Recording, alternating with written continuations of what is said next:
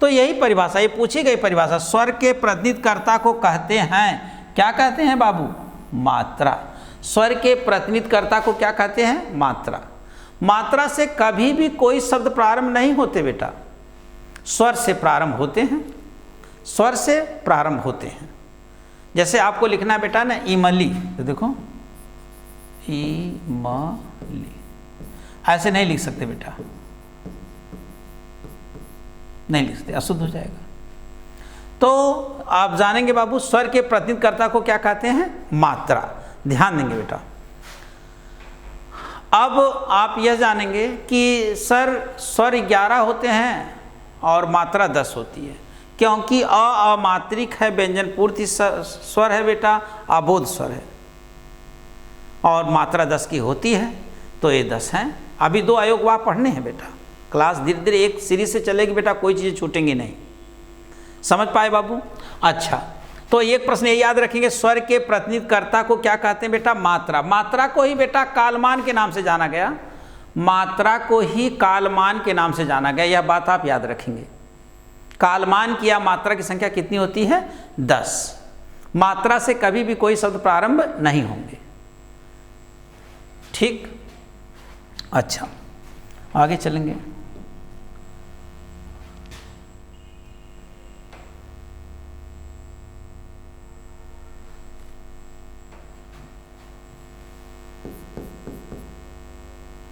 लिखेंगे बाबू, व्यंजनों में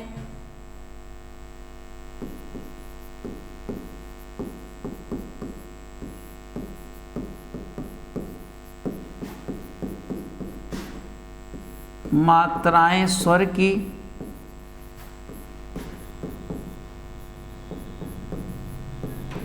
लगती हैं। व्यंजनों में मात्राएं स्वर की लगती हैं। हिंदी में स्वरों की संख्या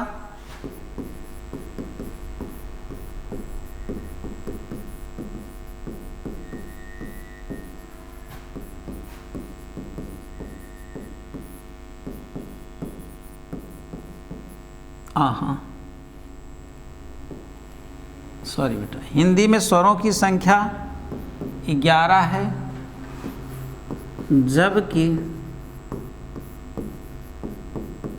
मात्रा की संख्या कितनी बेटा?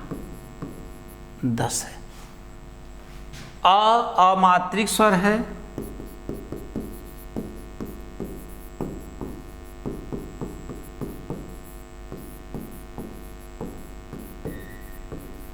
जैसे एक बार पूछ लिया था बेटा कलरव, यह कैसा शब्द है बेटा? अमात्रिक शब्द है बेटा, है ना? देख लो ना, अ सब में लगा है ना, ये अमात्रिक शब्द है।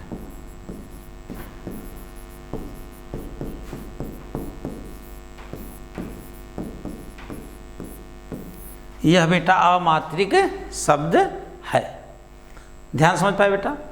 व्यंजनों में मात्राएं स्वर की लगती हैं बेटा। हिंदी में स्वरों की संख्या कितनी मानी गई बेटा? 11 मानी गई है, और जबकि मात्रा की संख्या कितनी होती बेटा? 10, क्योंकि अमात्रिक होता है, तो अमात्रिक स्वर है बेटा।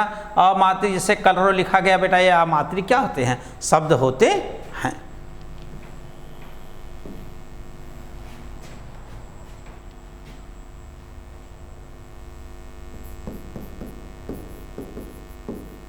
लिखेंगे बेटा, स्वर स्वतः उच्चरित होते हैं,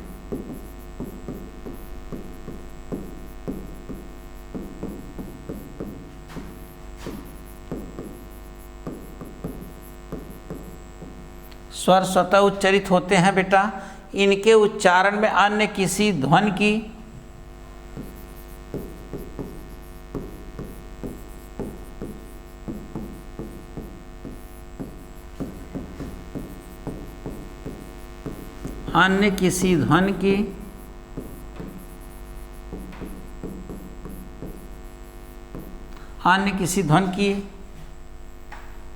सहायता नहीं लेनी पड़ती है।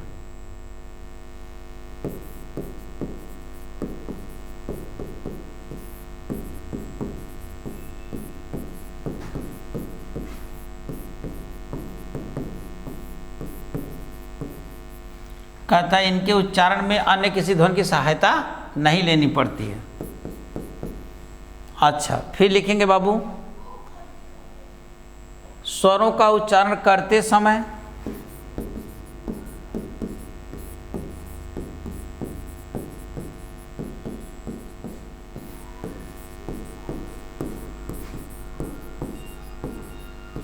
स्वरों का उच्चारण करते समय स्वर तंत्रियों में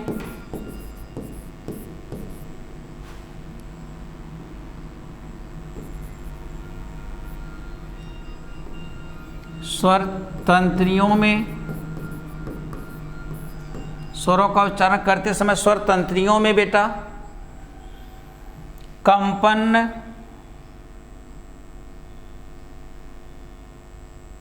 स्वर तंत्रियों में बेटा स्वरों का उच्चारण करते समय स्वर तंत्रियों में कंपन होता है।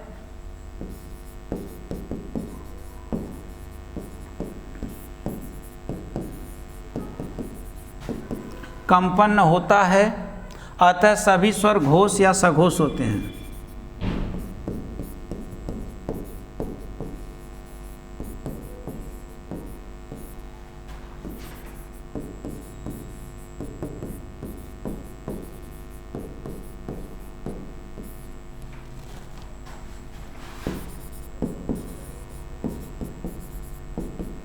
घोष या सघोष होते हैं। फिर लिखेंगे बेटा, ध्यान देंगे, अभी समझाते हैं बेटा। स्वरों के उच्चारण करते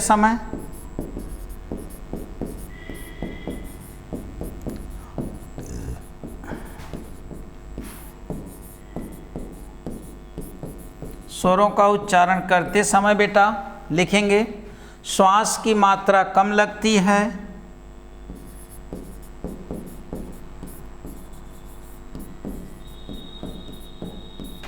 श्वास की मात्रा कम लगती है,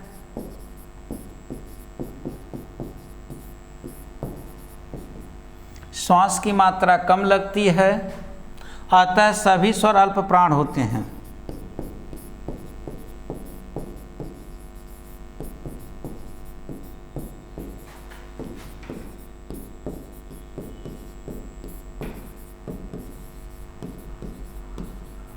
अतः सभी स्वर अल्प प्राण होते हैं।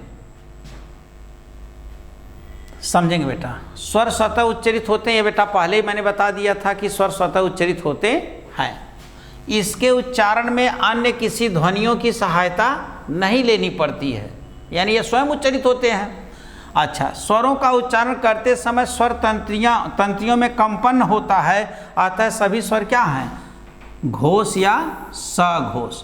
सभी स्वर क्या हैं? घोष या सघोष हैं बेटा। अच्छा, उसके बाद अभी याद करा देंगे बेटा, स्वरों के उच्चारण करते समय श्वास की मात्रा कम लगती है, अतः सभी स्वर बेटा अल्प प्राण होते हैं। अब ध्यान देंगे बेटा, जब स्वर जो होते हैं बेटा उच्चारण करते समय आपके जो मुख से है बेटा, जो हवा निकलती है ना, बहुत कम निकलती है। इसका मतलब यह सिद्ध होता है कि स्वरों का उच्चारण करते समय श्वास की मात्रा कम लगती है, तो अतः सभी स्वर क्या हैं? अल्प प्राण हैं। और इधर स्वर तंत्रियां झंकृत होने के कारण ये स्वर घोष या सघोष हैं। स्वर तंत्रियों के आधार पर बेटा दो होते हैं ना, आघोष और सघोष। तो सघोष को ही घोष कहते हैं, चाहे घोष को सघोष कहते हैं। तो एक नोट लिख लेंगे बेटा, नोट, सभी स्वर सघोष आब्लिक घोष और अल्प प्राण होते हैं।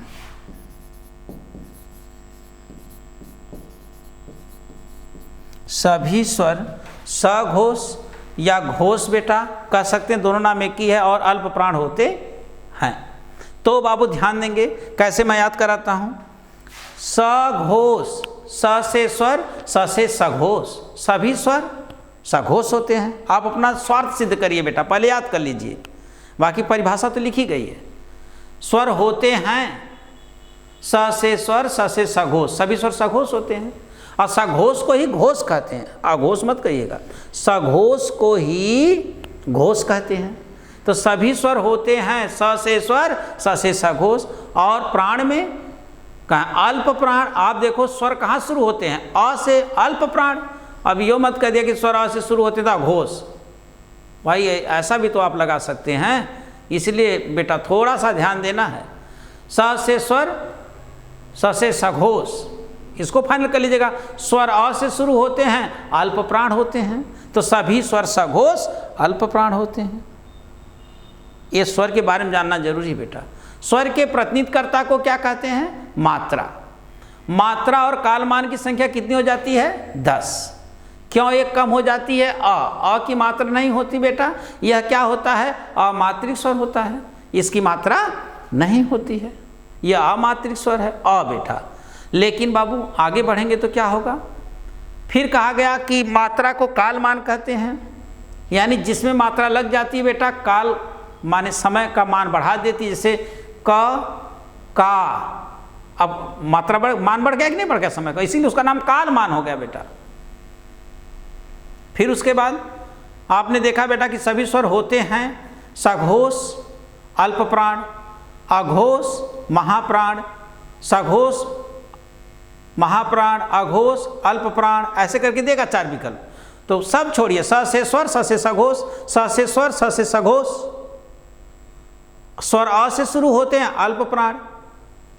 अब परिभाषा पे आइए, क्यों यह अल्प प्राण है? उच्चित होते समय जो हवा होती है बेटा मुख से बहुत कम बाहर निकलती है, इसलिए जब कम बाहर निकलती है तो बेटा क्या हो जाएंगे आपके? अल्प प्राण।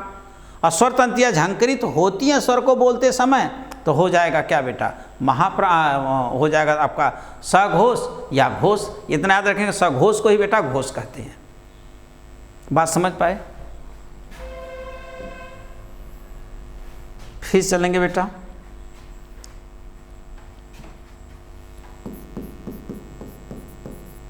री अशुद्ध स्वर के रूप में जाना जाता है। अशुद्ध स्वरों की संख्या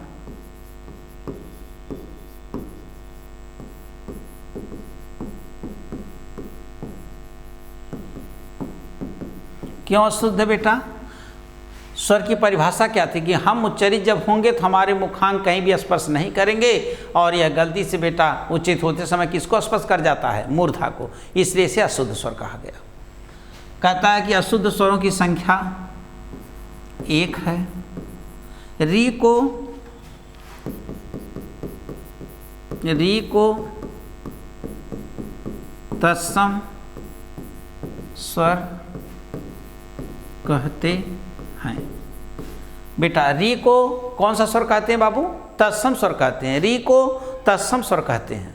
अच्छा, री से बना हुआ चाहे बेटा ये मात्रा के रूप में आए और चाहे बाबू ये आपका स्वर के रूप में आए, वे शब्द सदैव तत्सम होंगे। हाँ, और सारे जो स्वर हैं वह तत्सम और तद्भव दोनों में होंगे, लेकिन री जिसमें प्रयोग हो जाएगा बेटा वह शब्द तत्सम ही होगा। अच्छा, आगे चलते हैं बाबू, लिखेंगे र के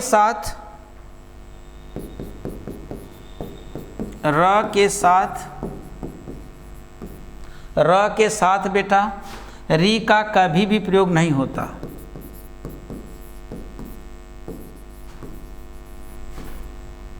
कभी भी प्रयोग नहीं होता। कितनी अच्छी बात है बेटा। दोस्तों बहुत सारा सीखने के लिए मिलेगा, एक बार आप क्लास को ध्यानपूर्वक देखें। जैसे लिख दिया बेटा आपने श्रृंगार, ये तो सही है बेटा, श्रृंगार।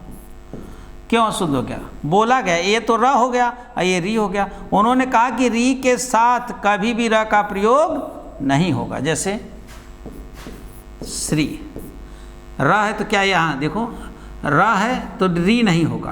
अब देखो यहाँ पे श्री लगा है ना, श्री, ये सही है। अच्छा, अगर आपने लिख दिया श्रृंखला, सही है।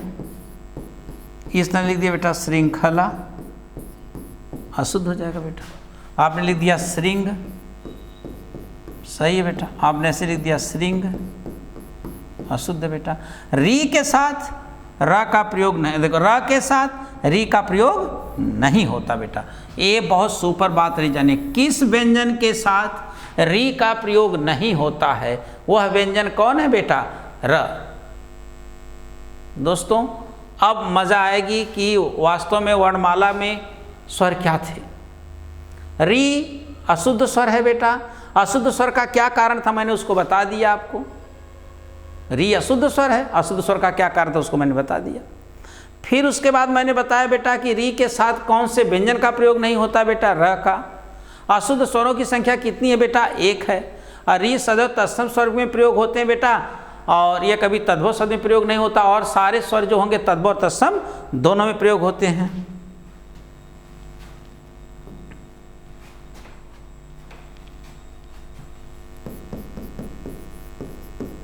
आ अंग्रेजी से आगत या अंग्रेजी से आगत या गृहीत स्वर है।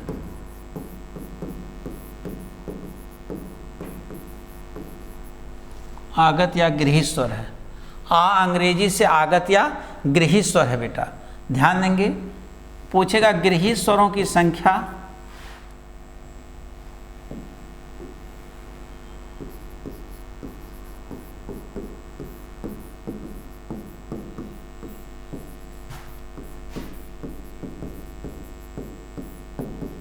एक है बेटा, जैसे लिखते हैं ना आप लोग, कॉलेज,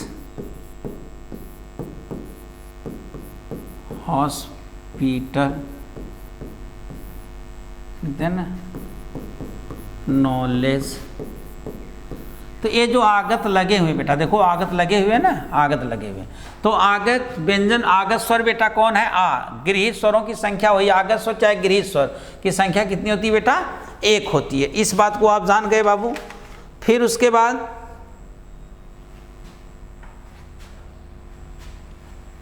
एक बार पूरा रिपीट मान लेते हैं बेटा।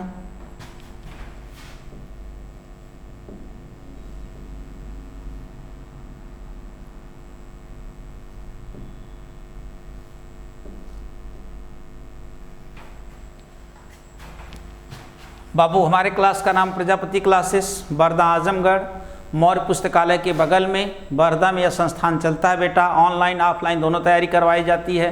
वनडे एग्जाम से संबंधित TET, C TET, S TET और हिंदी विषय से टीजीटी, पीजीटी बिहार की हो, टीजीटी, पीजीटी हिंदी विषय से झारखंड की, राजस्थान की, सब तैयारियां करवाई जाती हैं बेटा। एक बार जुड़े संस्थान से विश्वास करके वनडे एग्जाम संबंधित सभी तैयारियां, यूपीपी, यूपीएसआई और उसके बाद बेटा आप बिहार पुलिस, दिल्ली पुलिस, पेट और लेखपाल, रेलवे, सब अनुभवी शिक्षकों के द्वारा तैयारी कराई जाती है। एक बार क्लास से जुड़ने का प्रयास करें। हम चलते हैं बेटा। आज वर्णमाला की क्लास 9वीं है बेटा, बहुत सुपर क्लास रही। कहता है कि मैंने पूरा वर्गीकरण पढ़ा दिया था। यदि बेटा आपको अभ्यास करना है तो आप अपने मस्तिष्क में 11 स्वर को रखें, फिर वर्गीकरण को याद रखें कि मुझसे ई के बारे में मैं कितना बोल सकता हूँ। ई रचना के आधार पर यह है, उच्चारण के स्थान के आधार पर यह है, उच्चारण में लगने वाले समय के आधार पर यह है, जीवा के आधार पर यह है, ताल या मुख के खुलने की स्थिति के आधार पर यह है, ओष्ठाकृत के आधार पर यह है, जातीयता के आधार पर यह है। कहाँ तक पूछेगा? एकदम इतना सरल तरीका है बेटा, केवल ये प्रश्न याद कर लो, बाकी सबको रखते पूछते हुए चले जाओ अपने मस्तिष्क में, रिवाइज हो जाएगा बेटा एकदम पूरी तरह से। फिर चलेंगे बेटा स्वर के संबंध में विशेष तथ्य। आ ई उ री, ए ऐ ओ औ। मात्रा क्या होती बेटा? अ की मात्रा नहीं होती। आ ई उ री, ए ऐ ओ औ। स्वर के प्रतिनिधिकर्ता को क्या कहते हैं? मात्रा कहते हैं। ये प्रश्न एकदम सुपर है बेटा। स्वर के प्रतिनिधिकर्ता को मात्रा कहते हैं, याद रखेंगे बेटा। जहाँ स्वर का कार्य रहेगा स्वर करेगा, और जहाँ पर बाबू सबका अपना अपना कार्य है। रही मन देख बड़े न को लघु न दीजिए डार, जहाँ काम आवे सुई का, कहाँ करे तलवारी। जो काम सुई का है बेटा वह काम तलवार नहीं कर सकती है, जो काम तलवार का वह काम सुई नहीं कर सकती। तो स्वर का काम स्वर करता है, मात्रा का काम मात्रा करती है।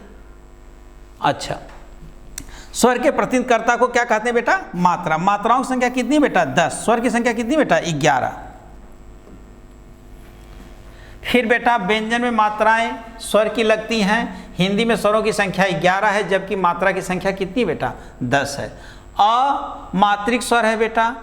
और जैसे ऐसे पूछा गया कलरव में ऐसा शब्द है बेटा जिसमें मात्रा नहीं लगी, तो कोई भी शब्द ले सकते हैं आप, ये नहीं कि कलरव ही रहे। पूछा गया शब्द तो मेरे मस्तिष्क में था तो मैंने बोल दिया बेटा।